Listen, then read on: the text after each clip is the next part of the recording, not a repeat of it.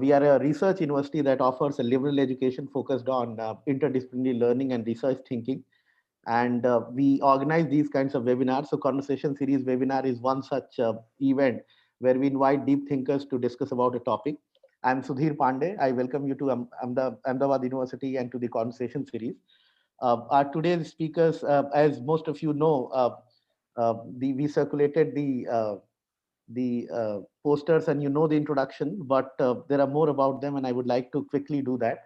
So we have today Chandrika Bahadur. She is the director of the SDG Academy and vice president of education at the UN SDSN. From 2008 to 11, she was advisor to the chairman and managing director at Reliance Industries, where she helped set up Reliance Foundation, a non-profit philanthropic foundation focusing on areas of education, health, rural development, and urban renewal. From 2001 to 2008, she worked with the United Nations in different roles. In her last assignment, she was a policy advisor at UNDP's Bureau for Development Policy in New York, working in Africa to help ministries of finance and planning align their strategies to the MDGs across 20 countries. From 2003 to 6, she was part of the leadership team of the UN Millennium Project, an advisory group convened by the UN Secretary General Kofi Annan to recommend strategies for the MDGs. And from 2001 to 2, she worked on trade and HIV and AIDS program at the United Nations. Apart from that, she has prior teaching experience at Harvard University and Columbia University. And she also is the chair for the Lancet COVID-19 India Commission. So we are very happy to have you and welcome to Ahmedabad University. Thank you. The person who will be in conversation with Chandrika Bahadur is our own professor, Professor Jimol Unni. She's a professor of economics at Amrit Modi School of Management, Ahmedabad University. Before joining Ahmedabad University, she was the director of the Institute of Rural Management, IRMA, and RBI Chair Professor of Economics at IRMA. She is currently a member of the Standing Committee on Economic Statistics constituted by the Government of India. She holds a PhD in economics and MPhil in applied economics. She was a postdoctoral fellow at Economic Growth Center, Yale University. She was an international labor organization consultant and senior advisor to the National Commission for Enterprises in the Unorganized Sector, Government of India. Apart from that, she's an awesome teacher that I can vouch for. So I welcome both of you and request you to begin the conversation. Thank you so much. Thank you, Sudhir. And thank you, Chandrika, for agreeing to be with us in this conversation series. And I'm sure that the students and all our participants are going to enjoy this. COVID is something that we've been having a lot of trouble with, but also we've been reading and seeing a lot on COVID. So, it's interesting that there is still interest in the topic, and it seems to be an ongoing phenomenon. So our topic here is on lives and livelihoods, with more focus today, I hope, on lives and less on livelihoods, which is what I'm at all the time. And so before we get there, I'd like to ask you a question with regard to your team in the Lancet Commission. So our university, Ahmedabad University, we have programs, undergrad, postgrad, and we have economics programs in BA and in MA. And we emphasize the interdisciplinary learning approach and group and teamwork kind of approach to teaching and learning. And I see that that's what I found fascinating when I saw your team, the Lancet Task Force team, is a truly interdisciplinary team. And obviously this topic involves interdisciplinary work. So in this connection, I would like you to explain something about your team, what kind of disciplines are involved there, who constituted this team, if you can tell us, and how do you function as a team in the sense that how do you divide up this work, which is, really and truly multidisciplinary, interdisciplinary? Chandrika. Thank you, Jimol. And first of all, thank you so much for having me here. And I'm really looking forward to this conversation. I think the Lancet Task Force, the India Task Force, reflects the broader mandate of the Commission itself. So the Commission was set up in July last year. And again, the idea very much was that this was not a health commission. It has the word Lancet attached to it, which typically signals that it deals with health, and it does. But there was a recognition even that time that COVID as a pandemic is affecting pretty much every aspect of life. So it is not purely a medical challenge. It's also the implications of COVID will be felt in very different ways. And again, the medical side of it is one part, but not the only part. So the mandate of the commission itself was both to try and understand ways of suppressing the epidemic, but also to understand what are the implications in terms of economics, in terms of the humanitarian effect, in terms of the financial impact. And then how does one come out of it, and what are some of the strategies that will be needed to get out of it? So that was the basic mandate of the commission. And so I think the India task force in a sense reflects that. We were very clear that we didn't want this to be purely seen from a medical perspective. So our group, as you pointed out, we have people from public health, of course. We have several doctors, but we also have a lot of economists. We have social scientists, and most important, one of the things that we were very keen to do was to bring on implementers. So a lot of the people on the commission are actually bureaucrats and people that are in the administration at the state level, at the center, that have really dealt with planning for the pandemic and dealing with it over the last 1 year. So they bring a huge amount of experience in terms of what works on the ground and what doesn't. So in that sense, it's a fairly balanced mix of people from not just different sectors, but also from the world of academics, from the world of policy, from the world of research. In terms of how we work together, it's actually been a very pleasant surprise for me. Because I did, this was also one of our concerns in terms of just the breadth of issues and how do we get people to agree. And I think one of the task force members said something a couple of weeks ago that I think kind of explains how we work. And he's a researcher, and he said, one of the best things about being on the task force is that I get to learn something new every day. And I think that is the attitude that everybody has brought to it, which is that each of them have their domains of expertise, but they understand very clearly that there are lots of other people who know a lot more in other areas than they do. And so it's a fairly open process in terms of wanting to learn from each other. So that's helped a lot in terms of just how the task force has worked. In terms of practicality, I think you do, for any task force to work, you need two things. You need kind of just a very strong agreement on work, on what you're actually going to do, what problem you want to attack. And then you need a very clear system by which everybody gets heard. And so there is no, what you can't do in a group like this, because these are all people, very deep thinkers and very committed to what they're doing. What you can't do is not give them a chance to weigh in and not give them the opportunity to really think and come up with recommendations. And so there's a lot of work that goes into that, but I think the first and most important thing is to align on the problem and then attack it from different perspectives. So what we end up with is a lot of contribution, everybody speaking from their vantage point.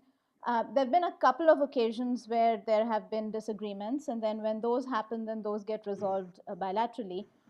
But it's never really stopped the group from being able to agree on the broad direction that we're taking. So it's a very I would say positive exercise in interdisciplinary work. So I don't know if that answers your question, but it's worked well so far. Thank you. I hope that's a lesson to the students. I'm sure they would be interested. So continuing on this issue of teams and the pandemic, one of the issues that we are facing is shortage of personnel, doctors, nurses, hospital staff, I think even counselors and every other kind of disciplinary people. If this had been in place, do you think we would have managed the second wave better? And what do you think went wrong, and how could we have done some of this better? So there are a couple of parts to this. One is the absolute number of formal staff, right? The people who man our hospitals and our primary care centers. I'll come back to the primary care center problem, because I think that actually requires a sort of discussion of its own. I think as far as tertiary care is concerned, we have been understaffed and under-resourced for a very long time. So I don't think that is a surprise. And one of the good things about last year was that there was a ramping up of infrastructure. There was a ramping up of training, particularly around this time last year when lockdowns were still in place or there was some attempt at opening up, but still there was a large part of the country last year at this time was still in lockdown. Um, and I think that helped. So there was a ramping up. There are a couple of things. One is that there is no health system in the world that is designed to deal with a pandemic-like situation of this kind, where the proportion of people that require tertiary care is as high as it is during the peak of a pandemic. So even the best resourced healthcare systems in the world were stressed when the pandemic was peaking in their countries. So I think that is something that one just has to accept, that there will be a strain on the system. And that is why all of the talk of lockdowns and restrictions and everything is focused on flattening the curve, because the flattening of the curve is meant to flatten it so that it doesn't hit the limits of the medical system. And so I think in our case, we breached that pretty substantially in the second wave. But the idea that there would be a strain on the system when there is a peak is I think, inevitable. Having said that, should we have more trained staff? I think that yes, and I don't think that is pandemic related. I think our ratio of doctors to population, nurses to population, is woefully inadequate. That's a function of our 1.6% GDP spending on healthcare. And so I think that is a long-term problem. It's not specific to COVID. I do think there is another issue here, which is the two other issues. Another issue here is around the effect of COVID on the healthcare staff. At the peak of the wave a couple of weeks ago, there was an estimate. It's an estimate, so we don't know for sure, that about a third of the healthcare force was infected with COVID and therefore not able to work. And so you're looking at an underfunded, under-resourced sector, and then you're looking at a disproportionate number of people in that sector that are unable to do, they're not functioning at peak capacity. So that was the point of the vaccination campaign from January. But what has ended up happening is that we've still seen a lot of infections in staff, and I don't think we've done the full research to understand whether these were people that were unvaccinated or the vast majority of them were reinfected despite the vaccinations. So that is the second challenge, that there is not only is there a shortage in absolute terms, but there's an additional shortage that's created by the disease itself. Linked to that is the third issue of burnout. And I think this is something that is going to come back and haunt us very, very quickly, which is that we do not have any kind of support systems for our doctors and our nurses who are dealing with absolutely horrific conditions, not just in terms of the numbers, but also the nature of the disease and the way they are having to manage the severely ill is taking a huge emotional toll on them. And we've seen sporadic stories of attempted suicides and of depression, but we also know systematically this is going to be an emotional problem that we'll need to deal with. So that's the second issue, which is that for the future, will our healthcare workforce actually be emotionally and psychologically ready to deal with going through something like this again? That's kind of the second part. And then the third part of this is preparedness, which is that we did prepare for the pandemic last year. And the first wave of the pandemic did see the systems work as they were meant to, apart from, I think, a few initial coordination glitches in some of the large cities. The hospitals were functioning. There was coordination between the district administrations and the tertiary healthcare systems. There were volunteer networks in place that actually were able to provide a lot of support to home-based patients. All of that infrastructure was wound up or dismantled sometime towards the end of February, right when the second wave was beginning to emerge. And so at this point, not only did we have a very virulent and a high load of infections, we also were less prepared than we were last year, let's say in August or September, when the first wave was hitting. So I think that together has made it much harder this time because even our support staff, even our hospital staff did not have the kind of support that they did in the first round. So I think in general, the answer to your question is that yes, we've really struggled with this, but I would also like to say, I think the healthcare personnel have been outstanding in terms of their dedication and in terms of how they've kind of pushed themselves to work. And one of the things we're doing in the task force is trying to figure out ways in which we can bring in extra support for them, partly on the therapeutic side, because a lot of the protocols are changing quite rapidly in terms of care. And a lot of doctors and nursing staff feel ill-equipped to know what those changes are, what circumstances they work in. So we're trying to tie up with doctors overseas to try and get a systematic kind of conversation going, so that as doctors are dealing with new developments here, and we'll talk about some of those new developments, they're coming up pretty much on a weekly basis, that they have a resource and a reference point to go to. And then finally, now that the government has allowed senior residents and medical students to contribute to COVID care, that pool of staff will also need training very quickly. And the people who would normally train them are not available right now because they're looking after patients. And so we're trying to create alternate ways of training them as well. Okay, thanks. So now to come to the question that is probably on everyone's mind, and I think Sudhir already posted it in the poll. Whether we need your task force, what is their thinking on this? Are we really expecting this third wave or more waves actually? And how credible is the story that the children are going to be affected in the next round?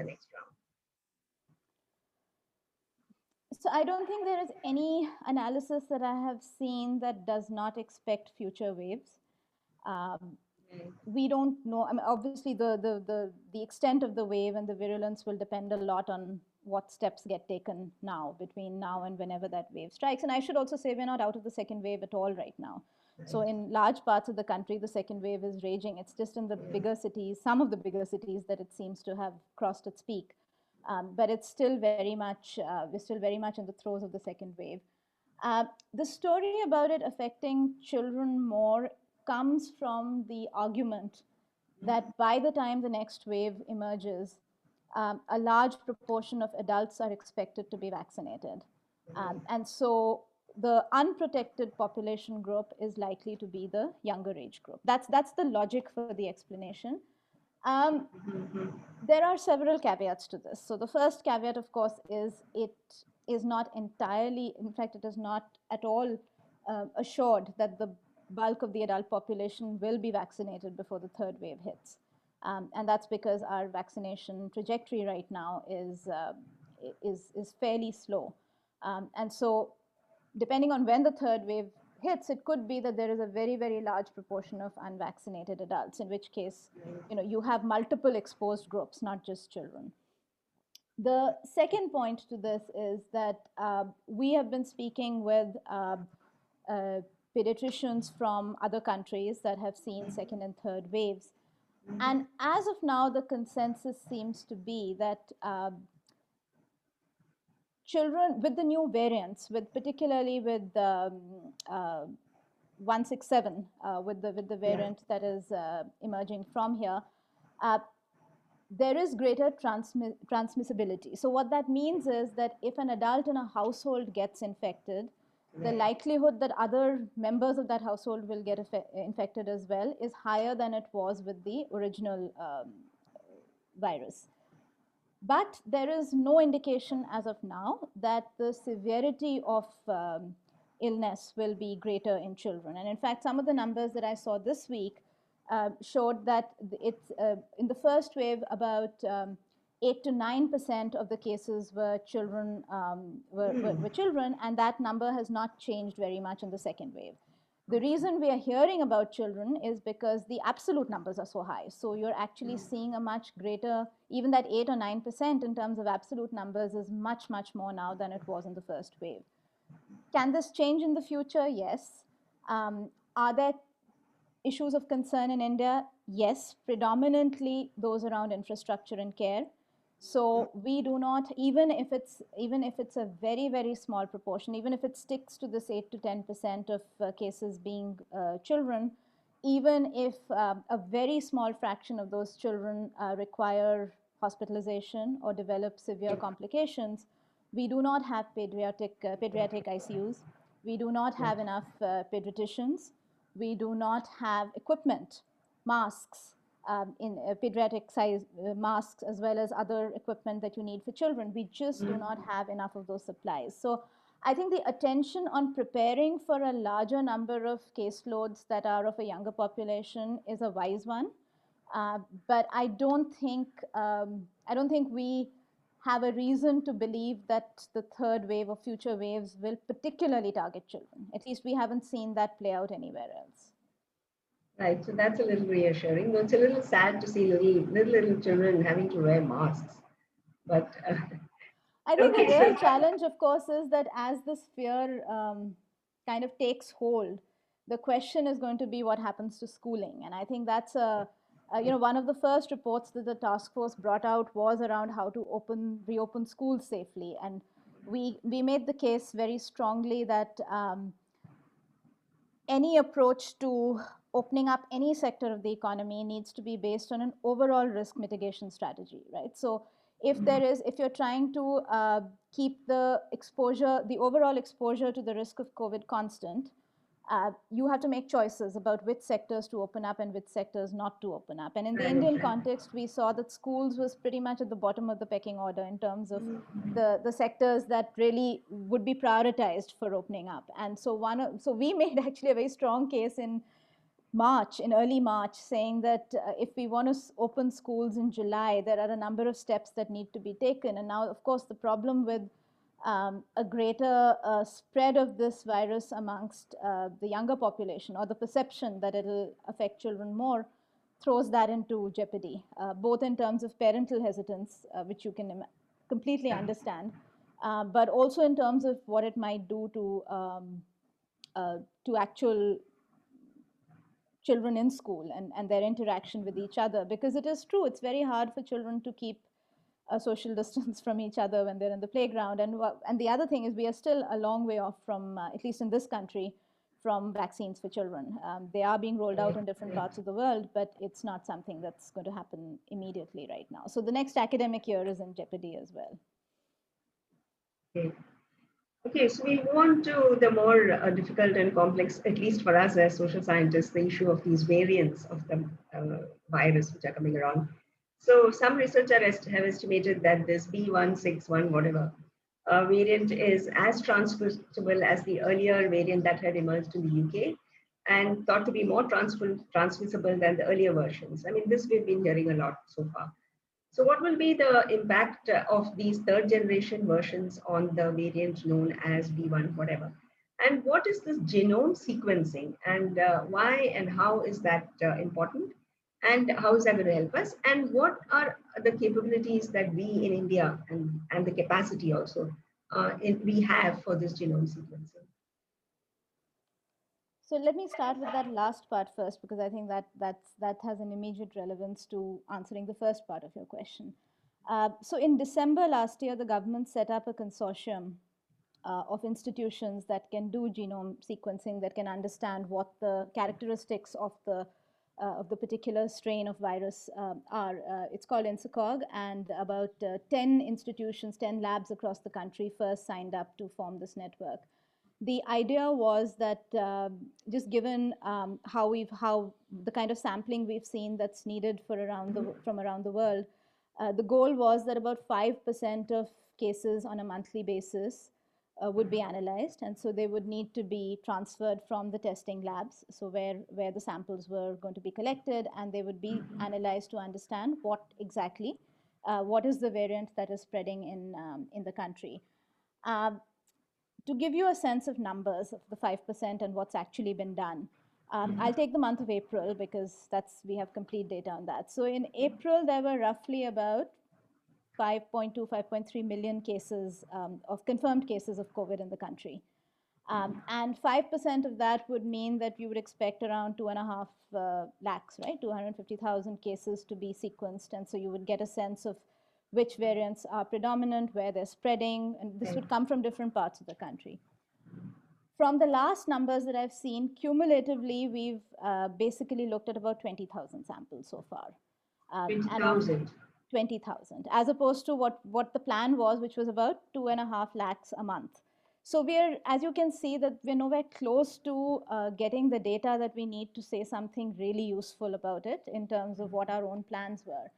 Of these 20,000 we've seen around, 8,000 are what they call variants of concern, which is variants that are displaying either increased severity or increased infectiousness, or a different, or evoking a different response from both the treatments as well as the vaccine. So none of the, and all of this is still under research everywhere in the world. So it's not, there are very few definitive answers, but I think in the case of India, it highlights the fact that we actually need a lot more work in terms of the samples that we're collecting for us to be able to say anything useful. So having said that, we do know that there are multiple variants that have emerged over because the virus is constantly mutating. So there are multiple, and every time there are mutations that are significant, it is seen as a different variant. So I'll leave the experts here. I know there are many people here who study viruses, so they know this much better than I do. But very simplistically, what we've seen is that what is being called the Indian variant of the B.1.167, which also has a 0.167, 0.1, 0.2, 0.3. So there are different subvariants of that as well. Roughly 21% of all of the cases that all of the samples that have been analyzed are of 0.167, which is the Indian variant, which we know has greater transmissibility. We don't know yet how much, but the estimates that I've seen are around 50% more than the original. So this is spreading more rapidly. It explains to a large extent why the wave spread as quickly as it did. But again, I'm hesitant to say more about this because I do think that unless we have a representative enough set of samples and continuous sampling, we will, and geographically representative sampling, that's also really important. We won't really understand how the variants are moving, where they are spreading more. We have some indication. We know that the 117, the Kent variant, was predominant more in Punjab, and then through Punjab, Haryana, and parts of Delhi. We know that 167 was more in Maharashtra. We know 168 was coming more from West Bengal. But these are, again, these are very general and broad kind of conclusions. For anything more than that, there's a lot more ramping up of just the pure testing and sampling that needs to happen. Right. So basically for this genome sequencing, we really need something which we can call mass surveillance and mass sample collection and so on. And we are not quite there with regard to that. So to be able to really figure out how this thing is mutating or changing is a little tough at this point in time. I think we do have testing though. So I do think that in terms of the number of labs that we have that can test, we don't have mass surveillance in sort of in a generic sense, but we do have quite a lot of testing, and the government's recent decision to ramp up antigen testing precisely for surveillance purposes is, I think, guided by that decision. So I think we do have that. Where the break comes is in the systems that would allow for adequate samples from the labs to actually, from the testing labs, to actually reach the INSACOG network and to reach the laboratories where the decoding can actually happen. So that is where we are not being able to ramp up. And it's essentially a funding question in terms of the INSACOG labs and their capacity to sequence, and how many can they do in a day, what sort of staff do they need. And again, this is a resource, it's a solvable resource question, but it is something that we didn't do fast enough. We made the announcement in December, we set up the network in December, but we didn't provide the funding for it. And so what ended up happening is that the labs actually didn't have the resources to be able to sequence more samples than they are currently doing. Okay, so related to that, this whole mutating thing, of course, this is a pure layman's kind of question. With the mutating virus, would we also require new types of testing kits other than just the number of samples you're getting, whether you have enough labs and so on and so forth? Do we really require new testing kits to be able to accurately detect the virus and to be able to do that fast? So is that a challenge for us in India? So I'm not an expert on this. I would, from what I've read, not right now. I don't think. Right. I think the current testing, the tests right now do capture the variants because we've seen that they've done that. Is there a greater false negative ratio with the new Right. variants? It is possible, but I haven't seen any numbers that confirm that. So, but I should also say we just need more and a greater variety of testing uh, technologies altogether, because I do think that the eventually a reliable, predictable, and safe home testing option would probably change how well we are able to capture the spread of of the virus.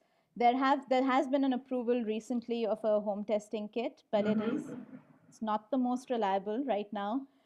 And so I think this is going to be an evolutionary process where as better and newer testing and testing kits with greater precision come into the market, this will become easier. But I think partly part of that, part of the exercise of creating new testing kits will be to take into account variants. But as of now, I've not heard of uh, I haven't heard that the existing kits are not able to capture the variants. They are, because Yeah. we've seen it happen. Yes, the self-testing kits was one, something that made me a little happy to see. The question is I think whether, it's a little premature right now, yeah, but I correct. think the second and third generation of these tests will hopefully be much more accurate. Yeah, and then of course mass production of that and distribution of that and so on. All right. As well as tying up to the administration. I think one of the very critical elements of testing is the link with the administration, because once you actually, the reason why the first wave was managed, or at least better managed, was that there was a seamless flow of information from the testing labs to the district administration. So even in terms of quarantining and isolation, the district administration knew very quickly when somebody had tested positive, because the labs were required to upload that information immediately. That has broken down a little bit in the second wave because of the volumes, and because a lot of the testing labs actually were contaminated and their staff was sick, so they were not able to handle the workload. And that's going to be a challenge with home testing, because the moment you allow for home testing, the onus then is on the individual to isolate and to quarantine and to keep their Correct. families, to test their families. Oliver. So that becomes an additional challenge, and it's going to take a little bit more, I think, imaginative thinking on how does one actually capture the extent of the spread once the majority of tests are done at home. Right. So there was something which, of course, my non-technical knowledge, what I thought was quite fascinating, something about AI and, how you can put up this information onto some, website or something, which will then allow you to transfer that information if you self-test at home. But anyway, so that's beyond my. So let's go on to the next one. Beyond mine too. So, yeah, and then the other, it seems to be we don't have much else to read in the newspaper anyway. So the new and scary threat that we saw was this black fungus. So this, what is this, mucormycosis or whatever. Apparently, it's all over the place in the environment, and it affects people who have health problems, and that is why it is attacking COVID. It's not like it wasn't there, I guess. And then, of course, the impact of too much of medications, steroids, and so on might be is. So with all these multiple and new challenges coming up, the black fungus, of course, but other than that, the issue of the primary health care centers, and we all know that our health infrastructure has been tweaking even way before the pandemic. So with all these, lack of primary health centers, dysfunctional primary health centers, in the absence of, functionaries there in these health centers, how do you think we have, even in even the urban sub-centers and so on, what do you think we can do about this? Or what is this issue here? So actually, I think we actually have a much better primary healthcare system in rural areas than we do in urban, because we have I mean, at least in structure, because we have the ASHA workers. That's a 500,000 strong force of outreach health workers that essentially can keep track uh, of particularly things like infectious diseases in the community that they are part of. So we have the ASHA workers, and I think they are they have been an invaluable resource, completely under-recognized, underfunded, under-supported, and in fact, at great risk in terms of, and we haven't yet seen collated numbers on both morbidity and mortality in the ASHA worker health force, but we know that they are the ones who are really dealing with COVID on the front lines, particularly now that it's prevalent in so many rural districts. But even the PHC, the subcenter PHC, CHC structure is much stronger in rural areas. Now, it's not well resourced, and very often there aren't doctors and there's not enough medicine, but the systems exist. The systems of information, the systems of supplies, they do exist. The challenge in cities is that we do not actually have even a system of primary health care in urban areas that works. So and I think COVID reflected that, because if you look at what we saw in, let's say, Bangalore, in Delhi over the last month and a half, what we essentially saw was hospitals serving as primary centers, as well as secondary centers, as well as tertiary centers. So the moment somebody was sick, and they didn't have access to care, they were essentially going to the hospital. And that was actually and that is not the role of tertiary care. Tertiary care is the system of last resort. It is when a patient is not being treated at home, cannot get facilities at home or in a secondary facility, that they need to come to a hospital. That entire system, because it doesn't exist, because it's not organized, the entire load of this fell on tertiary healthcare. What we are seeing now is, a sort of a very strong shift to telemedicine, which I think actually in the Indian context is happening much better than it is in a lot of other countries, because we've made that shift pretty rapidly and seamlessly, at least in urban areas, where doctors are consulting over the phone. But to my mind, this is actually a great opportunity to rethink how primary care can be given to the urban population. And when I'm talking about the urban population, I'm not talking about the upper middle class population that has access to private healthcare.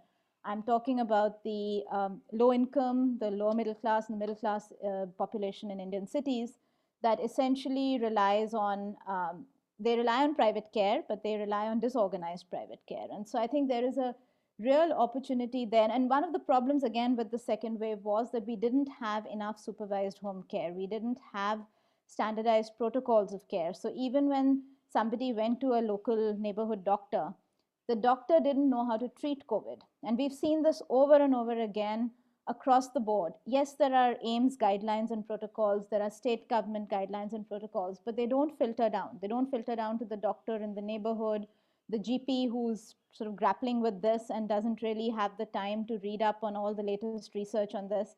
So that's your point of contact. That's your point of care for most patients.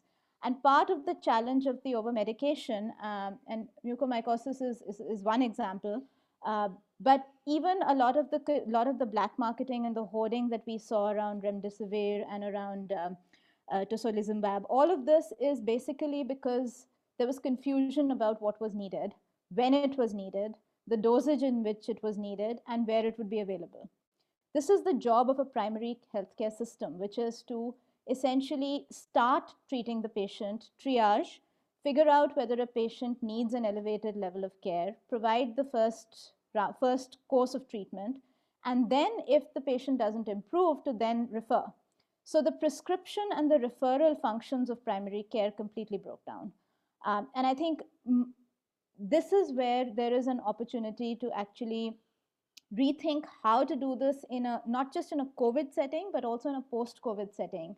You don't need to build up, I don't think anymore, you don't need to build up massive infrastructure, but you do need doctors. You do need to bolster the personnel, going back to your initial question, and then figure out a way in which we are able to provide care when the patients are in their home, to the extent possible without having them step out, particularly in cases like COVID, but then having a path for them so that there's predictability, so that they know that if they can't breathe or if their vitals are going in the wrong direction, they know what to do, as opposed to what we saw here, which was, they were really horrific scenes of families and patients running pillar to post, trying to get the basic elements of care which were not available. So in that sense, I think rural India at least has the structure for it, but what rural India lacks are actually the people, the resources, the medicines, and as well as the, frankly, the confidence amongst the general population that they will get quality care when they do access that system and that they will recover. So a lot of this is also self-selection. So there has to be an upgrading there, but I think in urban areas, particularly tier 2, tier 3 cities, this is completely missing. Yeah, so to continue, in some sense, these are also governance issues. But to continue on this issue of governance, each state has its own unique problems, its own unique culture also with regard to medicine and going to a hospital and so on. And each state knows that best, actually. So, what are your views on decentralization of this whole activities to the local bodies, panchayats, urban local bodies, and so on? And I think we saw to some extent this being done in Kerala, particularly during the first one. The second one, again, has become too much for them in fighting the pandemic. And on the other side, what about corporates and NGOs? How do they can help in this crisis? But basically, the issue of decentralization. Yeah. I think you're absolutely right. This is not a pandemic that can be centrally controlled. And I think part of the challenge uh, in India has been trying to get that balance right. And we've kind of gone on either extreme through the course of the last 14 months in this. And I want to talk about 3 or 4 different aspects of decentralization. One is the messaging around non-pharmaceutical interventions, right? So the behavior aspect of what needs to be done to contain the epidemic, which in terms of the masking and the social distancing and the hygiene and all of this, these are probably messages where the direction has to be done from the center very strongly in terms of prioritization. But then the message has to make sense at a local context. So whether that is through language, whether that is through the mode of communication, whether that is through deciding the tone, the person who's giving the message, that has to be done locally. But what you do need is an agreement between all of the states that this is a priority, that we are not going to have a sort of a decentralized approach to, as we saw in the United States, where some states had mask mandates, some didn't. And what we know is that in contiguous geographies, so in a country that may be federal in nature, but there is free mobility of people and there are contiguous borders, you cannot actually control the epidemic by following radically different strategies in different parts of the country. So there has to be an agreement, at least on the basics of what is the science that the government is going to follow in terms of proposing actions. That's one part of it. The second part of it is contact tracing, testing, and isolation. And this is a central feature of controlling COVID. And again, not at a time where the pandemic is at a peak, because at that point it's extremely hard to trace and the system is overwhelmed. But before that, right before that, right? When actually numbers are low, that's the time where contact tracing and isolation, which of course requires testing as a prerequisite, becomes absolutely critical. That can actually best be done in a decentralized way. It is impossible to do in a centralized manner. And I think that is where there have been several great initiatives across the country, and we have a lot of district collectors on our task force who've implemented this. But the basic idea was exactly that you basically, in the rural areas, it is the panchayats that are responsible for testing and isolating. In the urban areas, it's either the ward administration or the RWAs or the community organizations that work in particular areas that are responsible for this. What happens in this context is that anything that requires individually inconvenient but socially desirable behaviors, right? Which is exactly what you would call isolating yourself when you're not feeling that unwell, but you've tested positive or you're at the risk of testing positive. And you're likely not to do if you're just given an abstract direction from the government that this is a nice thing to do. But you're likely to do it if your neighbors place a premium on your doing it. You're likely to do it if your community organizes, if you live in a densely populated part of the city, if your community organizes an isolation facility that is reasonable, that is clean, that is comfortable. for you to spend time in. It's possible to do if people provide you with food and make sure that you don't have to step out to work. So there are a lot of aspects of containment of the virus that actually do require strong community bonds. And you're more likely to do it also if everybody around you and the people you look up to and the people you respect in your community are telling you to do it. So there is social pressure also. The flip side of that, of course, is social ostracization, which also we saw in the initial days of the pandemic. But I think that has now receded quite substantially. But there is a positive side to it, which is the bonds, the community bonds that allow you to do it.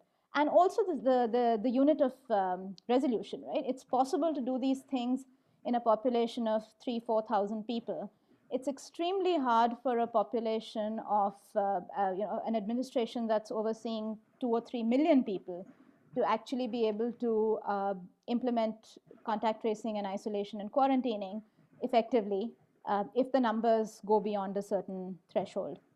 So there is a huge amount of space for decentralization in that aspect of it. I think in terms of, and I want to come back to the title of our talk also in terms of lockdowns. I think there's been a lot of talk around blanket lockdowns versus no lockdowns, and one of the points that the task force has made consistently is that that's a false binary. You don't want to have the discussion being between lockdown or no lockdown. The goal of any effort to contain the pandemic has to be to stop the numbers from getting to a point where economic activity needs to stop, particularly in a country like ours where so many people depend on daily wage earning. It's a complete last resort intervention. But having said that, once the numbers do rise, then the strategy that we've been recommending for a long time is synchronized but localized lockdowns. And what that means is that there should be a way, and again, this depends on data, and I know we'll come back to the data question, but this depends on data and being able to understand where in the country our epidemiological variables are moving at the same levels. And where they are, there needs to be a similar severity of lockdown in those places and different degrees of lockdowns in places where either cases are on the up or cases are significantly falling. So that has to be, and that cannot be, again, it cannot be a free-for-all where every state decides independently what it's doing, which is unfortunately, I think, where we've been in the second wave here. But in an ideal sense, you would have a sort of a coordinated effort around this. So A, you don't spread the wave. That's extremely important. But second, you also make sure that the size of the containment area makes sense in terms of being able to actually break the chain of transmission, which will not happen if we are dictated purely by administrative boundaries, as opposed to where the actual spread of the virus is. So that's another area where you need the decentralization to be able to get the data and to figure out what exactly needs to happen there. But it's not pure decentralization to the exclusion of coordinating with both other states, but also other levels of government. Right. So we'll come to data later because I really want to, before we run out of time, raise the issue of patents, because that's the next thing which is in the newspapers every day. So we know that US has raised an issue of text-based negotiations in the WTO on the waiver of IPRs, and you were just telling me something about the WTO coming up with a text actually. And we know that this was originally proposed by India and South Africa in October 2020. But now this text-based negotiations is a very long, drawn-out affair. I mean, you've been in the UN system, and I've seen the ILO operate affairs as there are 164 WTO members, and they must agree on the draft, and any member can veto it. So what is the latest on this, as you were just telling me before we started? And what do you think are the reasons why patent holders actually might resist this waiver? How will India benefit from it? And what are the other options, like compulsory licensing or what have you? Right. Yes, so I was thinking about this the other day because I began my career working on how TRIPS can be used to not stop the flow of generic medicines for HIV/AIDS in the year 2000, which was the first time that the TRIPS agreement actually came into force. That's and right. I think we're now at a point where it's again becoming a big it is both the regulatory framework, international regulatory framework, but it's also a lot of the concerns that were raised at that time, 20 odd years ago, are coming back now to haunt us in precisely the same way. So here's the basic challenge. When the WTO was set up, the basic principle of consensus was agreed upon, which meant that, as you said, every country had to sign off. Now, text-based negotiation means that India and South Africa proposed a draft. That draft now has been tabled at the WTO. There have been comments. Countries have taken positions on this, and it was moving along fairly slowly. I think in fact, the current wave in India, in a sense, has really spurred movement on this. So as you must have seen a couple of weeks ago, the United States came out in favor of the waiver. Yes.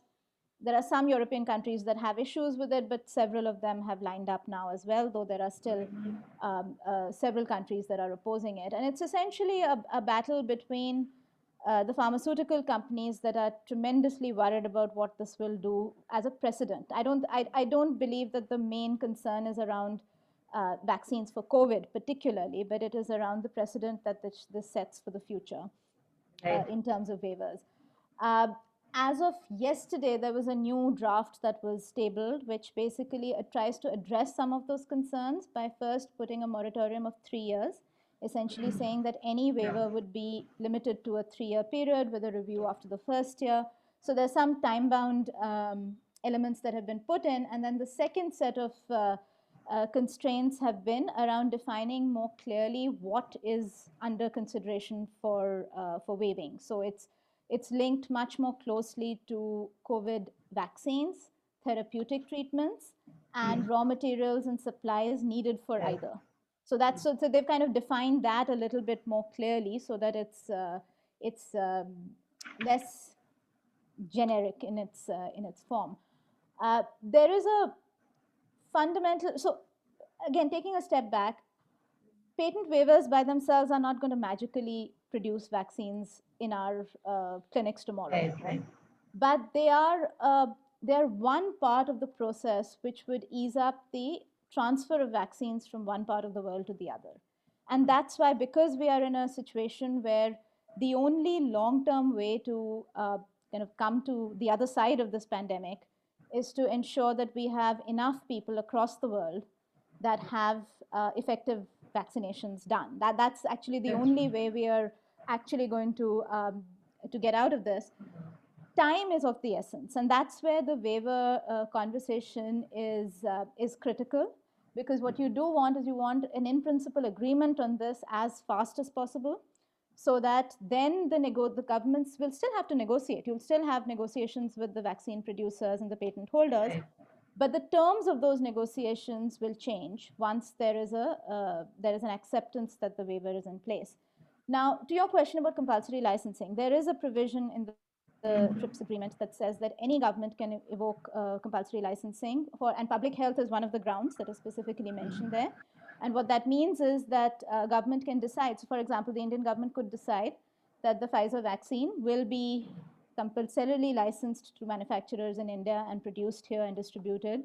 But that runs the risk of, it runs multiple risks. One, it opens up the country as well as the manufacturers here to the threat of lawsuits from the manufacturers. It can be challenged in the WTO, and it could lead to retaliatory action as well in various different ways. So governments are always reluctant to evoke compulsory licensing. It's almost like a declaration of war, right? It's like we will do this because we need to, and we're not going to adhere to all of the other provisions of TRIPS because we need this so badly. So I think the easiest course for the world would be a universal patent waiver, which then sets the stage for negotiations between governments and manufacturers. But that has to be done quickly. If this is, currently the WTO, and this is what I was telling you before we began, the WTO is scheduled to have its full meeting in November. And if this gets pushed out to November, then it's not going to be, it's just not going to be useful in the way that it could be, because even after the waiver, it's going to be a several month-long process before these vaccines can actually be manufactured elsewhere. There are other concerns that patent holders have. Some of them are somewhat valid, some of them are not, but they revolve around essentially a fear of losing both the not just the rights over the technology, but also the diffusion of technology to places in the world which may then get a technological edge. And these are kind of very traditional, and so most of the complaints you hear from the patent holders, the opposers of waivers, is waivers will not solve the problem, and they're right, but that's not the full story. And the second is that it'll actually create disincentives for future R&D in vaccines, which is not exactly right, because a large part of the funding for the R&D has actually come from public resources. It's come from governments around the world. And yes, a lot of private companies have put in money themselves as well, and that entitles them to fair profits.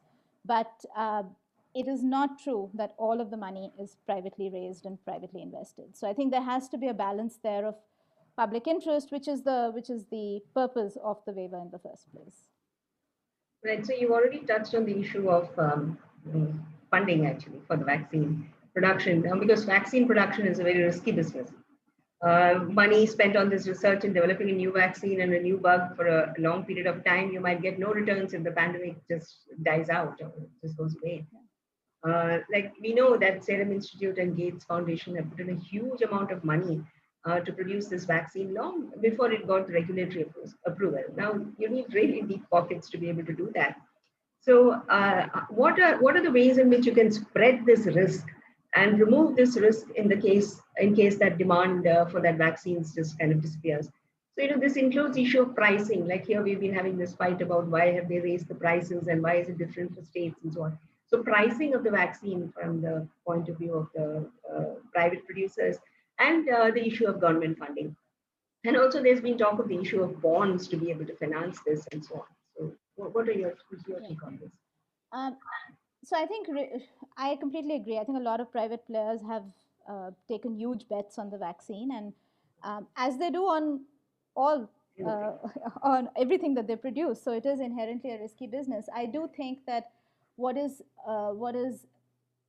often undercounted and undervalued is public contributions to R&D, the basic R&D. So it's not as clear cut as the companies would like us to believe. There is underlying R&D that is very often funded by public resources. Yes. And then on top of that, there is specialized research and a lot of resources that are poured in from the private sector. So yes, there is a large component of private investment in this, but there is already risk sharing at the most basic level that does happen across the sector. The second issue on this is what happens when the vaccine is produced and what kind of returns do the companies get. Now, this is where I think a facility like COVAX, if it had worked properly and if it still can, would be a potential solution, because what COVAX is essentially a facility that would purchase a very large volume of vaccines from the producers for distribution across the world in countries where vaccines are not being produced. So this kind of a mechanism then does two things. One, it assures demand. And as soon as you can assure demand and as far out as you can assure demand, the greater the predictability in terms of the returns to the private sector. There is, of course, also the issue of vaccines that don't succeed. And I think the US government actually did a pretty good job over the last several months of trying to make sure that a lot of those costs were underwritten by the government so that companies would not face catastrophic losses. I think there will always be the risk, and that risk is, and even the Indian producers, they are not running at a loss. They're not earning supernormal profits, which is what the norm in the industry is. But they are, because the vaccines have succeeded, they are not actually at a loss. So I think this is it's a delicate balancing act, but I think in this case, in the case of a pandemic like this, the public health considerations rule quite, at least from all aspects that we are looking at, this is not a reason to restrict access in any way. And there is public funding available, there is international funding available, and more can be raised. So I don't think that needs to be the binding constraint. Okay, we have this question on data. I think we'll take it at the end if we still have. So Sudhir, should we go? I see a lot of questions in the chat box and otherwise. Yeah, people have been now posting a lot of questions. Yeah, so I think we should give the audience a chance to ask their questions. Okay, that will be. Go ahead, Sudhir. Yeah, so I would like to invite Angika Vasant if she has a question and if she can come on video and ask a question.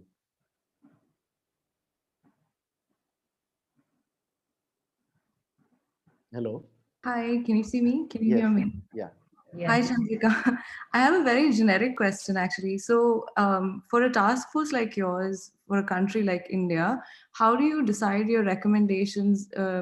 What sort of error margins do you keep in mind for the numbers that you're working with? So, how many undocumented cases are there? How many cases are going unreported? And then, how do you tailor your recommendations with that in mind?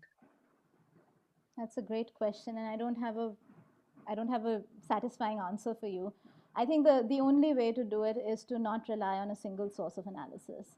And so what we do, we have epidemiologists in our team, and what they do is they do their own analysis, but they also scan the work of other epidemiologists. And so based on that, we triangulate and we try and get to a number that within, understanding that there are worst case scenarios and best case scenarios, but based on the evidence, we don't do well, we've done some primary research of our own, but mostly we rely on teams that are doing much more sophisticated analysis, the IHME, for example, and other institutions like that, to really look at their numbers, but then with the caveat and kind of balance that against some other efforts in the same with a different set of assumptions to try and get to those numbers. So it's always very cautious, and it's a part of the challenge, of course, is to be able to say anything too definitive.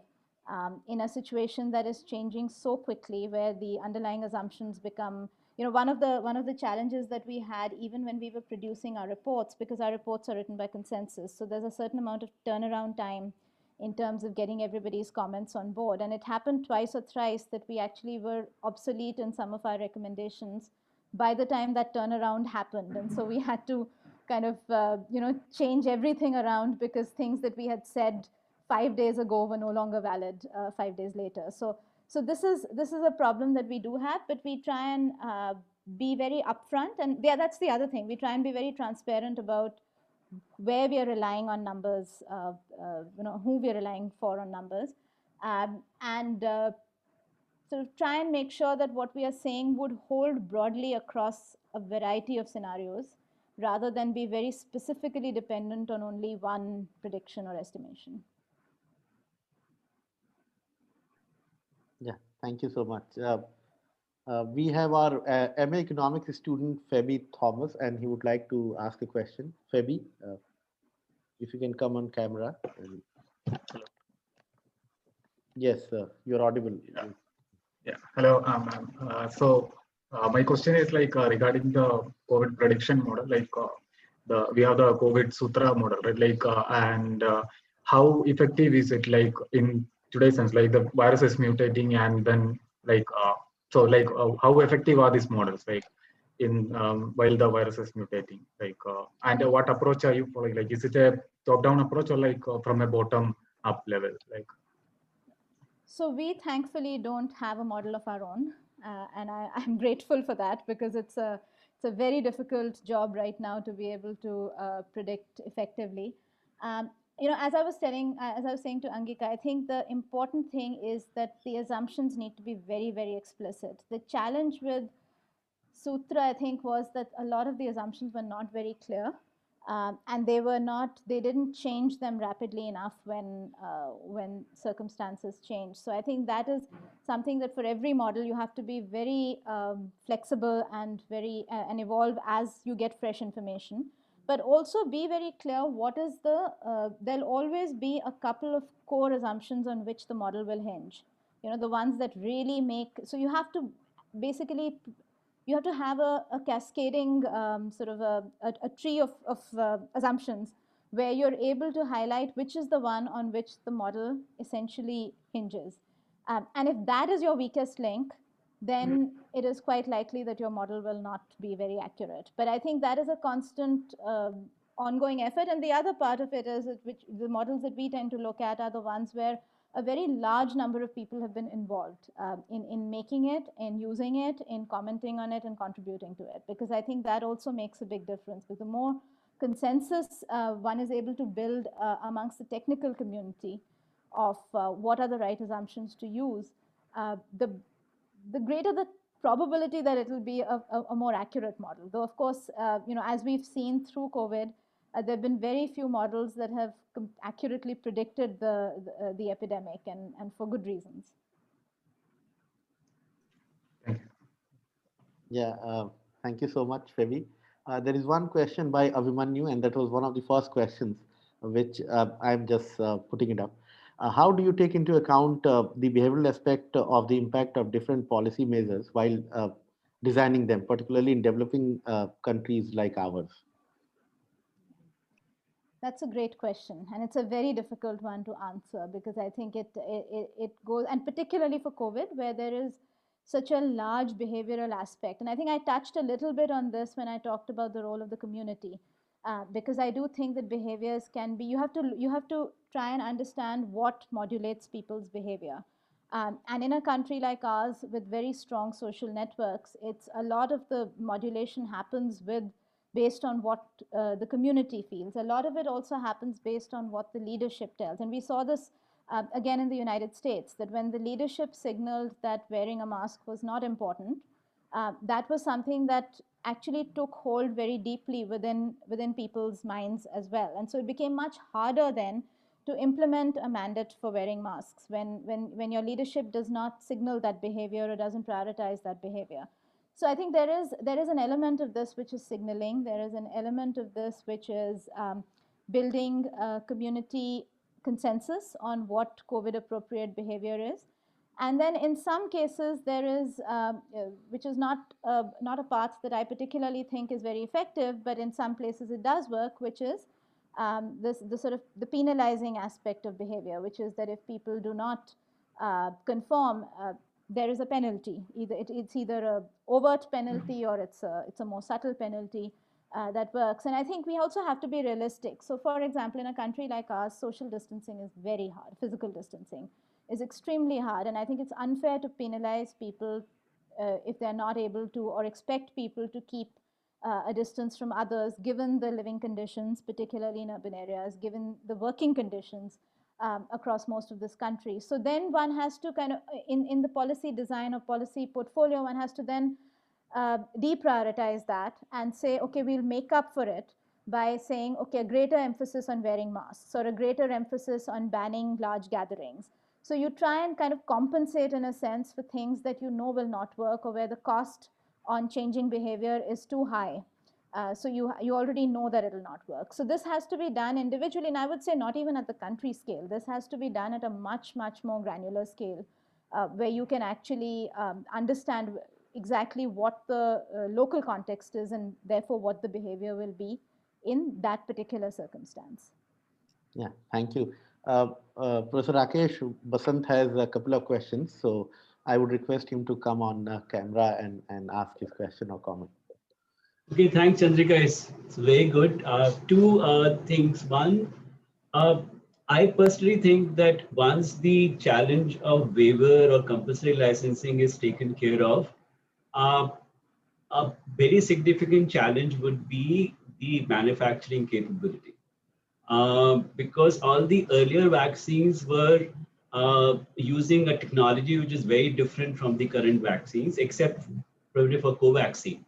And therefore, the technology transfer challenges will be very high. And you have a large number of patents which cover consumables and equipment and raw material and so on, which Indian firms who have been using vaccines, making vaccines, they have no idea.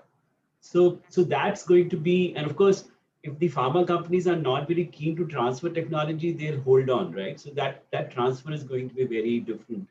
And I don't know how that challenge can be taken care of. The other question related to an initiative which I don't know, you may know, IIM Ahmedabad and IIM Bangalore people have started of equipping rural health workers with some equipment like pulse oximeter, digital thermometer, and so on, and some protective gear. Although we have started it within the group, there is some concern whether it's going to be very useful. What is your sense? I mean, as you said, they are really doing a good job, but I don't know whether this kind of, without the other backend support, whether this kind of stuff would be very useful. Great. I think on the manufacturing capacity, I completely agree. And my own personal opinion is that the mRNA vaccines are not going to be the solution for countries like ours.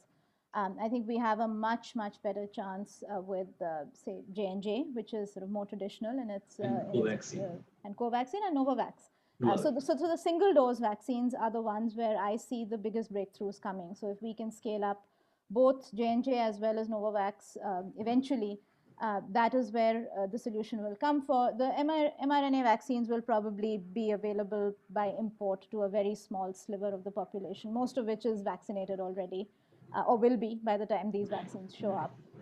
So I completely agree. I think the manufacturing capacity there is just doesn't exist. The other challenge, of course, is that for a lot of Indian manufacturers, there is a real reluctance to repurpose facilities to vaccine production. And we've seen that. And a lot of them are very nervous about doing that. So even for J&J and Novavax, I think this is going to be a challenge. But there, at least, some of these other complications that you're mentioning will be less severe. But I agree. We supposedly have 7 public sector units which can be repurposed. Yes. The private sector is very reluctant. They just do not want to, because they don't know what will happen on the other side. So that is a real challenge. I think in terms of ASHA workers, I think the first criteria for any support to them has to be to protect them and their lives, right? So the PPE, and now we're increasingly finding that you don't actually need the full PPE gear. You essentially need N95s / double masks, and potentially a visor or something that protects the eyes, and that's about it, and maybe gloves in the. So that's what we are thinking about, yeah. Yeah. So I think that that's all that you can. And in terms of other even hospitals that I'm speaking to, even the ICU staff are now rebelling against full PPE gear because they don't think it's useful. So they're essentially wearing their regular scrubs and just putting on a double mask, and that seems to be offering enough protection. So I think for the ASHA workers, also given that they're out a lot, high temperatures, out in the sun, going door to door, it is unrealistic to expect them to do anything more. But I do think that protection in terms of PPE, but also maybe this is more intangible, so that some sort of support system for them where if they do fall sick, there is a financial package potentially. There is maybe some kind of health insurance. I mean, I know they are covered under under some version of the government health insurance scheme, but something that allows them quick access to resources and supports them while they are sick, I think would be great. It's not a tangible, but I think it would really go a long way.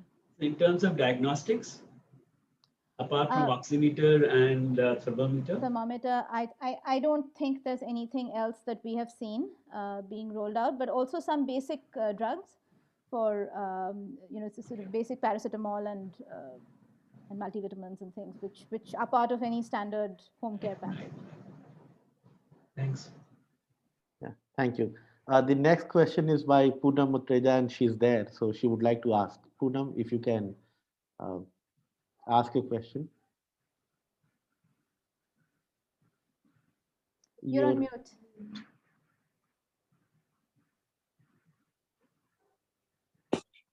Yeah, now it is. This was an absolutely splendid conversation, and many thanks for the opportunity to be there listening to you. And I learned so much. First of all, I want to tell you, working on these issues, and especially how to, what to do.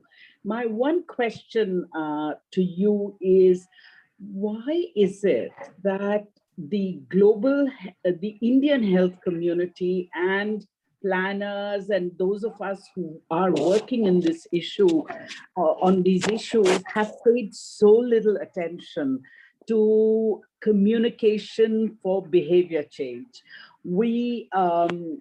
I work on it, and I can tell you, whether it is the donors or it is the government, we have sent materials to the health ministry, and we keep up with the trends. We have scientists on our panel, and we give materials, and I find that they are just not used when they're much needed and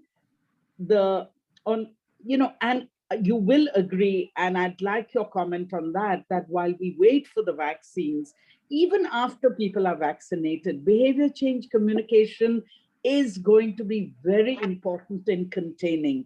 So why and how can we take it forward? Thank you. I completely share your frustration on this. This has been a central part of every single recommendation that we've made over and over again.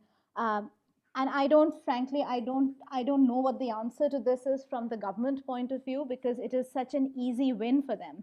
It's not something that requires a huge amount of effort. They have the infrastructure, they have the experience. We've done this before in the case of several diseases where we've had very large public awareness campaigns that have worked. So why this is not a priority? And there are two aspects of that that are particularly, I think, critical right now. One is the issue of ventilation, which I think is an easy one to communicate and an easy one to fix in terms of safe indoor spaces. But the other one, and this has been true from last year, is that there was an emphasis on mask wearing in the beginning. It kind of tapered off at some point, but it was never an emphasis on wearing masks indoors. And I think that was a huge mistake that happened, because the mask wearing campaign began when people were in lockdown. So the messaging was, when you step out of your homes, wear a mask. And I think what got internalized for a lot of people was that when we are out in the open, when we are out on the streets, when we are out where the cops can see us, we need to wear a mask. But the moment people started going to offices and started meeting other people and going to other people's homes, they would enter these spaces and then whip their masks off. And there was no counter messaging that actually explained why that was a problem and why you needed to wear a mask, particularly in indoor spaces as opposed to outdoor spaces. And I also completely agree that on vaccinations, there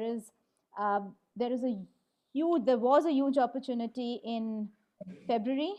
I think before the vaccinations opened up to the general population. I think it's still there, it's ongoing, around the kind of behavior that we have to be careful about in moving forward, till enough people are vaccinated. So it's not about personal vaccinations affecting behavior, it's about collective vaccinations affecting behavior. So till enough of the population is vaccinated, behavior cannot change. You cannot suddenly go from wearing a mask to saying, I don't need to do anything anymore.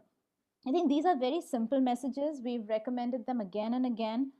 I wish I knew the answer to this question. I think you're probably more in the know of what is holding up the government on this. I personally just don't think it is a priority. I don't think it is something that they have thought of. In fact, day before yesterday, the PSA came out with a fairly strong message around ventilation, which I was very happy to see. But that's one message. It's not a concerted campaign. And from my point of view, for the last 6 months, we should have roped in every public figure of note in the country, given them a standard sort of message, filmed, made ads that were kind of catchy and ubiquitous, and had them spread out everywhere in the country, basically emphasizing 3 or 4 key behavior related messages. But we haven't done that. It doesn't mean we shouldn't do it now. But it's a huge missed opportunity. Yeah. Well, perhaps just one comment, that perhaps, Chandrika, your commission, the India Commission, and many others can get together and make a big push for this, for behavior change and communication. Yeah, thank you so much, Poonam. I would like to invite Amol Agrawal, a colleague, who has a very interesting question. And in fact, I also had a question that what prevents both the governments to coordinate on certain issues. But I would request Amol to come on camera and ask his question. Amol? Yeah, hi Chandrika, hi Professor Gmol. A very interesting conversation. Uh, One obviously has to, keep viewing this to get to internalize the lessons you've really spoken about. But just a quick question. Obviously, this pandemic has been quite problematic at several levels, and one wants to start with the basics and try and understand how does the Indian government handle it. And typically, one starting point for all of us, or at least for me, is to start with the Indian Constitution. And it's interesting that the Constitution says that the public health and hospitals and so on and so forth is a state subject, whereas in any of these contagious diseases is a concurrent subject. And obviously, uh, at that time, we didn't really anticipate something like this, but now this has come in. So, do you think the Constitution and the way the powers have been uh, and has led to this? And it could be an answer to the earlier question that why is it that these lessons are being lost? Because somewhere down the line, I don't think there is anybody really taking accountability for this kind of a pandemic and the way it is panning out. So obviously, a follow-up question is that how do we handle our public health going in future? We really knew as economic students that India's healthcare is its weakest, one of the weakest points. And so how will this really move forward? Will it be a central government problem? Will it be a state government problem, or will it continue to be a concurrent thing? So any thoughts on how do we go about reforming our health system? Thank you. So I don't think the task force is in the business of proposing constitutional amendments. I don't think that's something we want to do. I no, but seriously, I think you raise a very important point, which is that there is a little bit of ambiguity in how this is defined. But having said that, I don't think that's the primary reason why we have not been able to be effective. If you look at our handling of, let's say, the Nipah virus, not so long ago, actually, just about less than 2.5 years ago, if you look at SARS, and if you look, so these were not viruses that affected India in a very big way, but there was a fairly concerted effort by both the center as well as the affected states to join forces and deal with them. I don't believe that the current constitutional division of responsibilities is a reason why we are not being effective. I think with the federal structure we have, with the existing norms, there are ways of dealing with this in a far more effective way. There are both in terms of the pandemic, but also in terms of health in general. This is this is too large a country, I think, for health to be necessarily a central subject, and I think the states do have the primary responsibility, which is, to me, that is not the reason they're not providing care. And if you look at the states that are doing a good job, they're doing it with the same resources and the same constraints as the other states. So I'm not, I don't want to overstate the challenges with the division of labor. I think the problems are elsewhere. I think we could have had a much more supportive, a much more coordinated approach by the states and the center that would have helped us navigate this second wave a lot better. So I think it can still be done without requiring sort of major changes. Yeah, thank you so much. It is 5:30, and if it is okay, there are 2, 3 more critical questions, and I would request you to give us 10 more minutes time. Is that okay with you? Okay. Of course. Okay, so the next question is by Professor Pallavi Vyas, and she has a question. Pallavi, can you please ask me? Okay, she's. Sure. Hi. So yeah, the question is, I mean, I recently heard the statistic that there are like, there's one doctor for about 20,000 people in states like UP and Bihar. And, the WHO recommended statistic is one for about 1,000. Like, where do we begin? Like, how do we, it seems it's so overwhelming, like, because like the incentives for doctors to go out and work over there, who's going to pay them, like. I think a starting point would be to raise the amount we collectively as a country spend on health. That's the first starting point. Right now, just to give you a sense, most OECD countries spend between 8 and 12% of GDP on health, right? We spend 1.6%. Of the BRICS countries, we spend the least. China spends about 5%. South Africa is, I think, around 6%. I mean, every country that is able to provide a basic minimum quality of care spends a lot more. And even within that, the bulk of the spending here is with the private sector, which is naturally not going to solve for the kind of problems that you are referring to. So the first point of this is increased investments, which would both go towards ramping up infrastructure, but also potentially improving the incentives for doctors to actually cater to the underserved population. So that's one piece of it. The second piece of it is what I was making reference to earlier, which is the use of technology. Still very nascent stage, but I think unlike a lot of other sectors where technology is kind of over promises what it can do, I think in terms of improving the ratios of people who can access care relative to the number of doctors that we have, at least in the medium term, there can be a huge improvement based on care that can be given across phones and WhatsApps and the way people have been accessing care during the pandemic. So I think that's a second sort of midterm part of the solution. And then the third part of the solution is something where the government's made recent strides in with the Allied Health Workers Bill, which is trying to figure out what is the ecosystem of workers. Look, the doctor pipeline is going to be constrained for a while, as long as we do not have enough medical training institutions for doctors. But there is an entire ecosystem around doctors, nursing staff, physiotherapists, radiologists. So a lot of, you're hearing horror stories of ventilators being locked up while people are dying of oxygen on the ground floor because they don't have technicians that know how to operate the ventilators, right? So there's a huge need, not just for the doctors, but for everybody who helps the doctor do their job.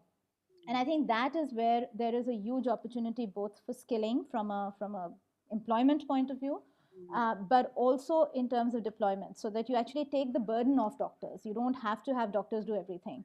And that's where the ASHA workers have been a great example, right? Because this is a army of people with very little training who are able to take a huge amount of burden off the primary healthcare provider at the subcenter or at the PHC level. So I think there are many solutions. All of them require more resources, but fundamentally they require political will and intent. And one of the hopes that all of us at the task force have is that on the other side of COVID, there will be both a renewed appreciation for the urgency and the will to actually do something about it. So we live with that optimism. But yes, it's something that needs to be fixed very quickly. Thanks. One of our BBA student, Kopal Agrawal, has a question and she would like to ask. Kopal? Yeah, hi, I'm a PhD student with Environment and Energy. Thank you very much, ma'am, for the splendid, there was so much we were contemplating why this is not happening, why that is not happening, and where are we going? There are a lot of answers today we have. My question is related to, as you said, there is a need for a decentralized system for ground level implementation and systems to work. So what do you think is the role of social enterprises as a catalyst to be able to do a ground level implementation? I think this also links back to a question that Jimol had asked that I didn't answer around the role of corporates and NGOs, and I think social enterprises are one more form of organization that you're talking about. So let me also just club that in. I think there is, of course, an enormous, at this point in particular, you need people, you need 3 or 4 different things done, right? There needs to be the overall policy decisions on what are the actions to prioritize. And that, I think, still stays very much in the realm of what the government is doing and will do in the future. Then there is the issue of research, production, which is research again in the joint domain, but production entirely in the private domain, as we were talking about in the case of both therapeutics, but also vaccines. And then there's the delivery aspect. And then the fourth part is what Poonam was talking about, which is the communication and the behavior change aspect.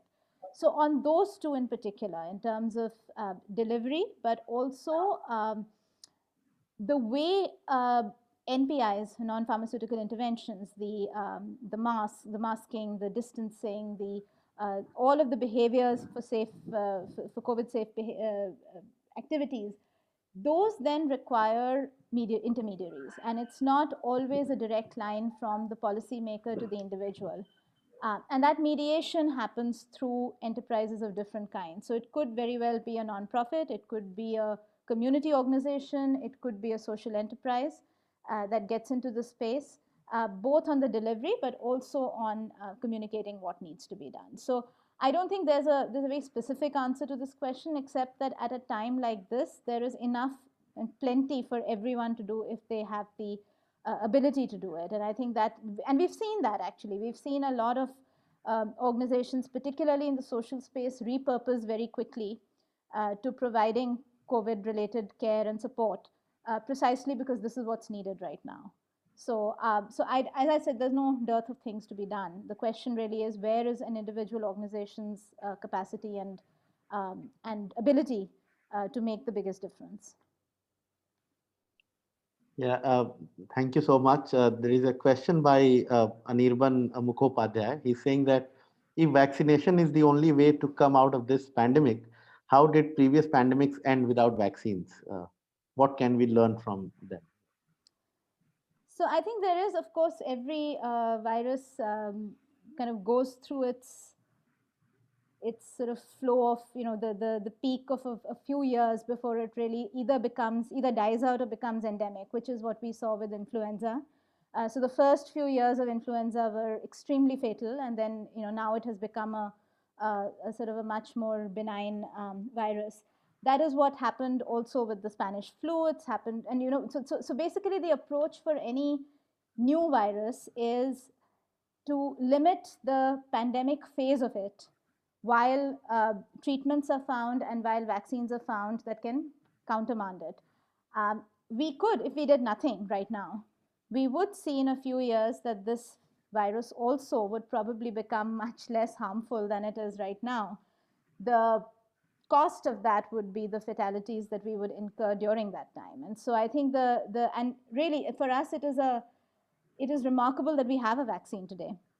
As everybody probably on this call knows, this is the fastest that we've seen a vaccine be created from scratch and deployed and tested and deployed safely. So this is a miracle in its own right in terms of the effort that's gone in.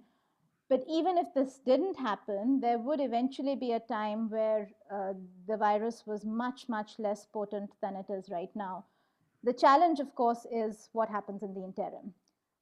And that is also the same challenge that we are facing in terms of the waves. The reason we are talking about COVID-safe behaviors and the reason we are talking about trying to make sure that we don't allow the infection to spread and break the chain of transmission is essentially to try and prevent fatalities, which may be very, very low. They are still proportionately to the overall number of cases still very low, but it's the absolute numbers that really drive both our concern for keeping this as short as we can, but also to prevent a complete breakdown of our medical system. Because remember, the more people that are going into hospital for COVID, the less capacity there is in the system to treat cancer and heart trouble and all of the other illnesses that the medical system is designed for.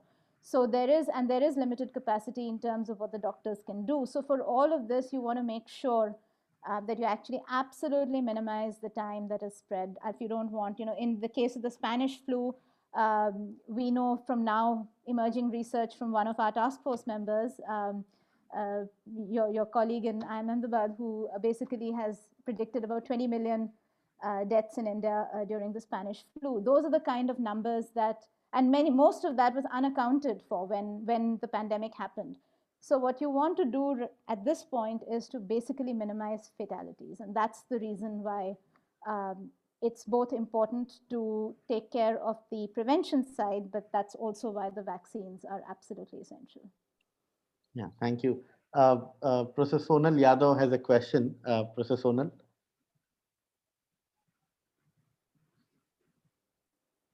Hello.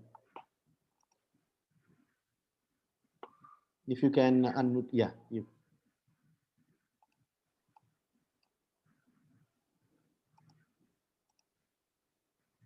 Can you unmute yourself, Sonal? Yeah, she can. Yeah. Yeah. Very interesting conversation, Chandrika. And as we all know that prevention is better than cure, my question is very layman kind of question that it is about N95 mask. We know that it is recommended to prevent COVID transmission, but these masks are very costly. And therefore people, wash it and reuse it. And in my family, we always have like, fight. I believe in not throwing it and I wash it, and then people, I mean, my son would say it would reduce effectiveness and will get, contracted with disease, all that. So is it possible that government, produce it in bulk and distribute it at a very low cost, or similar kind of thing that we generally, talk about sanitary napkins, which is very, essential for women. So what is your opinion on that? Yeah, we've discussed this in the task force, and I think that we did never actually reached a consensus, but I think there were a lot of people who believed that it should actually just be distributed free and should be available freely, and 95 should just be, wherever you, whatever the common touch points are for individuals, whether it is their local office, or whether it is the local grocery store, or whether it's the kirana store, wherever it is, the government should essentially make N95s available free of cost, because it's a reasonably cost effective measure. It's not that expensive. Second, there are a lot of manufacturers right now, particularly in the West, where the threat of the pandemic is kind of easing off a little bit, who are keen to export and donate a lot of these masks. And so a lot of them can actually be brought over from there very quickly and just distributed. It's not hard to do. So I'm completely with you on that. I think it would be a very simple and effective strategy. Thank you. Thanks a lot. There is a question by a colleague, Supratim Dasgupta, and he's asking that you had said that child vaccination would be difficult even at a later stage, but India was hugely successful in providing child vaccination for polio. So where is the problem and what are your thoughts on that? Well, the problem right now is not in delivery. The problem is that there've only been a very few, it's only very recently that enough trials have happened that allow us to say that vaccines are safe for children. And I think the Pfizer trial is the first one. And again, that's not likely to be the vaccine that is widespread in India. So what you would need is for both Covaxin, Covishield, as well as the J&J or any other vaccines that are coming into India to be fully tested on children in reasonably rigorous trials before they can be approved. So that process, even if it starts today, is likely to take several months. So we're not likely to see a rollout of these vaccines. It's not a question of whether we can do it or not. We absolutely can. And Supratim is absolutely right that we have a huge amount of experience with polio. So all child immunizations actually. So we're very good at doing that. But the question really is, how long will it take for us to have vaccines that are proven to be safe in children? I know that there is an attempt right now, or there is a proposal to actually approve Covaxin on an emergency basis, and it may actually, I'm not sure if it's already happened or it's on the verge of happening. So it may roll out faster than I'm saying it would. But we haven't had the trials yet. So that is from the point of view of our task force, we would not be able to recommend that without having the evidence that proves that it's safe for children. Yeah, thank you so much. If there is any question that you would like to take, or Jimol ma'am, any last question or?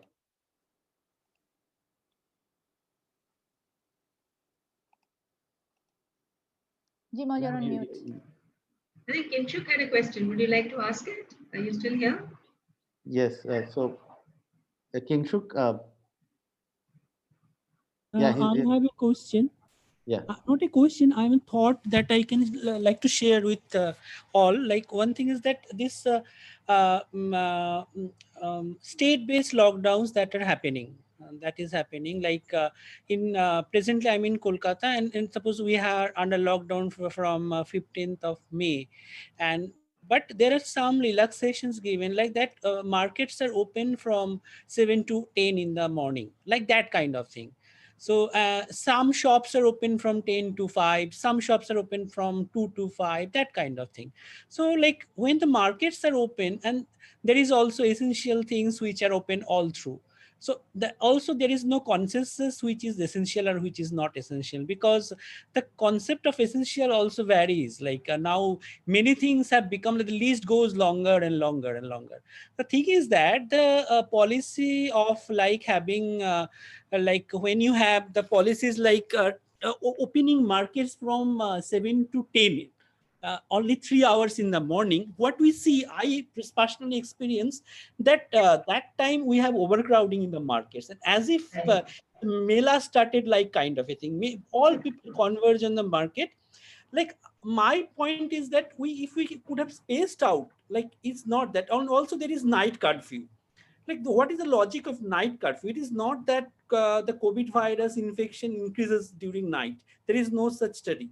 So you can say that if we space out, like if we have rather do the opposite, if we make things open all through, then people can have their own compartments. I think we are somehow underestimating the kind of awareness the people have. They actually want to cooperate, but when you kind of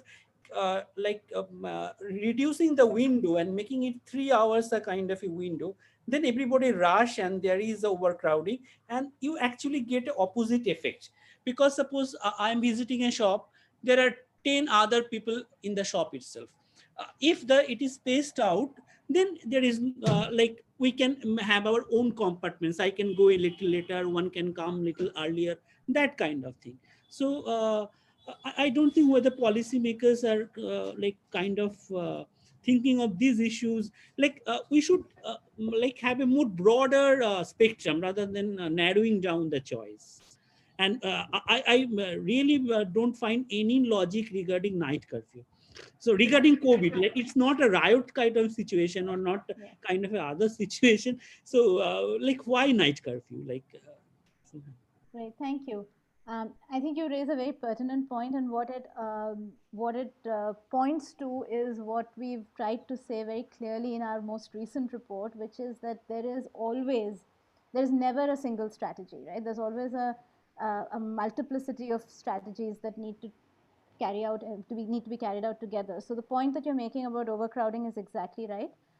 There's no point in having a lockdown if shops allow more than X number of people inside a certain square footage area, because that would violate the distancing norms. So there may be other reasons for the limited hours, and I'm not privy to those, but I would say in general, the principles of an effective lockdown, at least in the Indian context, are: one, you do not stop essential services. That is absolutely critical. I think that's a big lesson learned from last year, where there was a lot of confusion and a lot of restriction on essential services, which caused enormous hardship. So I think the strategy right now to keep essential services open is the right one.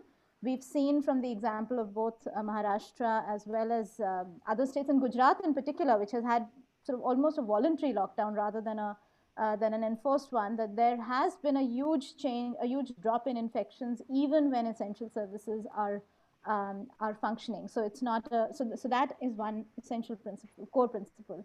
A second core principle is that whenever whatever is open, that is a local government decision, but whatever is open, the norms of distancing have to be followed. And so that is again a second, and if that is being violated, then that goes against the purpose of an overall lockdown. So that is obviously something that needs to be course corrected. The third principle on night curfews, I mean, the idea of night curfews everywhere is to limit any kind of activities from stretching too far into the evening. So the idea here is indoor spaces, and this is kind of where the night curfew idea originated from, where you do not want people going into restaurants. You do not want people congregating in closed spaces, whether it is for eating, whether it is for socializing, whether it is to visit one another for dinner.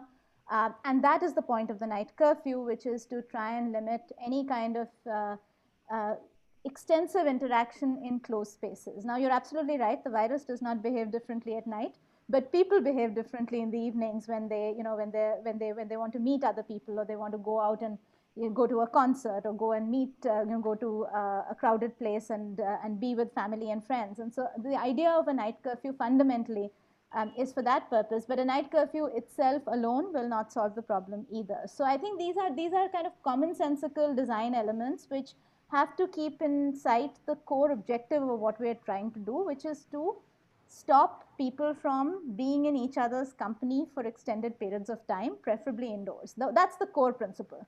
If we can, so any kind of shutdown is meant to limit and try and achieve that goal. And if we're able to do that, and there are multiple ways of doing that, but if any of those core principles are violated, or if there's one set of rules that negates the other set of rules, then obviously it's not going to be as effective. Thank you. I'd like to say something on this night curfew, Keshav. You know, to end with a little bit of humor. You see, essential service. You see, this is why we're saying decentralization, and the cultural factor. It's different in different states. So I think in your Bengal, mishti should be made an essential commodity because everybody just simply has to get to that. I think it is. And for us in Gujarat, that night curfew is extremely important because we all believe that we should hang out outside on scooters and cars and next to our addas till 1 in the morning. And that's what happens, because we are a safe city. And this is exactly what you see. You just step out there at 8 o'clock in the night and the roads are full. So that night curfew makes tremendous, and the pan ka addas, they have kind of closed down pan ka addas here because people don't necessarily eat the pan. They just simply sit there on a cycle with 2-3 people, bike or whatever it is, and cars. So night curfew, so it's basically a state effect, and we have never removed night curfew. Only we just changed the timing. So when it kind of became less of a pandemic, then we had 11 to 6, and now we have 8 to 6. Now 8 to 6 means it's exactly what Chandrika says. We can't go out for dinner anyway. So it makes sense, maybe it makes sense in some states, and I think that leeway should be given to the states. Yeah, thank you so much. I think we've taken a lot of time. Yeah, I was about to say that. So, ma'am, if you want to kind of give some closing. Yeah, I'll just say thank you to Chandrika for spending so much of time. And I've been harassing Chandrika for some time now, for I think a week or more, with what will we discuss, and I think we covered pretty much everything. So yes, very much. Only that data thing, but then I think you already said something about the data. So thank you. Thanks a lot, Chandrika. I hope we can have you in Ahmedabad one day soon. Yeah. Hopefully, if all goes well. Thank you so much. I really enjoyed this. And thank you so much for giving us so much time and clarifying all the questions. Report was already circulating and it was all over the place. So we are privileged to have you at Ahmedabad University for this. Thank you so much. And we are also thankful to the audience who joined and asked questions and made it so engaging. So really everybody, great questions. Yeah. So everybody stay safe and thanks a lot to all of you. Thank you, Sudhir.